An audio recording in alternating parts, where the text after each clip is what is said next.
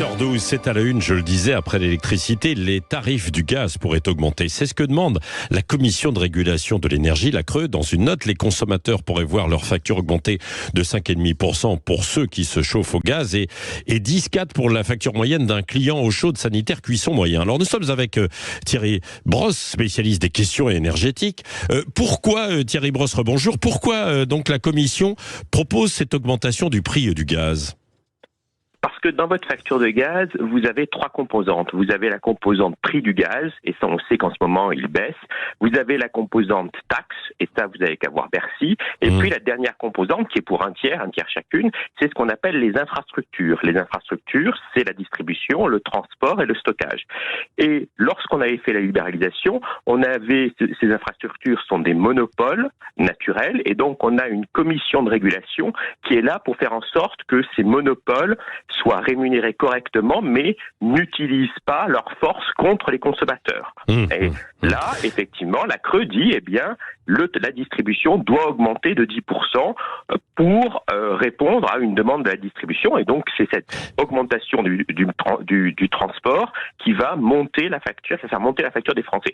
Est-ce normal? Peut-être pas. Oui, alors c'est ça. Mais alors, quand on parle du biogaz dans les réseaux, c'est quoi précisément, Thierry Brosse ?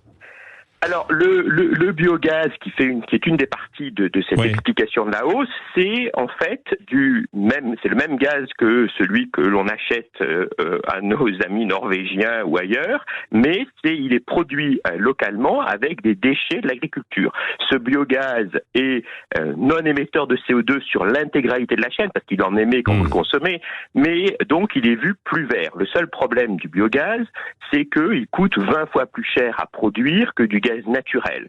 Alors on peut effectivement, pour des raisons politiques ou des raisons environnementales, vouloir faire du biogaz, mais la grande question, c'est est-ce que les Français peuvent à la fin se payer cela? Parce que si vous faites de l'électricité ou du gaz qui est un produit de luxe, ce n'est plus un produit de première nécessité, et vous allez avoir des Français qui vont tomber dans la pauvreté énergétique, malheureusement. Oui. Est-ce que ça veut dire qu'à terme, finalement, le gaz, d'une façon générale, va augmenter? Même si, vous l'avez dit, le cours du gaz en tant que tel a baissé, là. Non, parce que, encore une fois, la Commission de régulation de l'énergie aurait dû jouer son rôle de protectrice des consommateurs. Si la Commission estime, c'est son rôle, moi je ne suis pas d'accord, mais si elle estime que demain on va consommer moins de gaz et qu'il va y avoir de moins en moins d'utilisation de transport de gaz, eh bien dans ce cas-là, il vaut peut-être mieux indiquer au monopole de transport que demain il n'aura plus de revenus plutôt que de lui augmenter ses revenus aujourd'hui. On a répondu à la demande du monopole sans répondre à la demande des consommateurs. Et je crois que ça c'est une très grave erreur. Oui, mais c'est aussi peut-être moderniser les réseaux, non? Il y avait besoin de les rénover? Bon, écoutez, non, ça fait 100 ans qu'on fait la même chose. C'est un processus pas très innovant.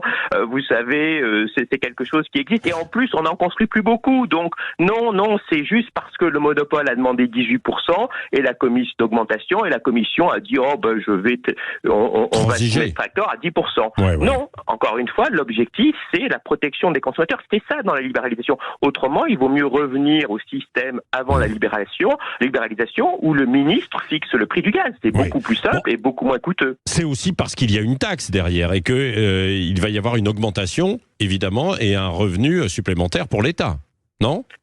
Oui, mais c'est surtout un revenu essentiel pour le monopole de transport qui ne souhaite pas s'adapter. C'est surtout ça.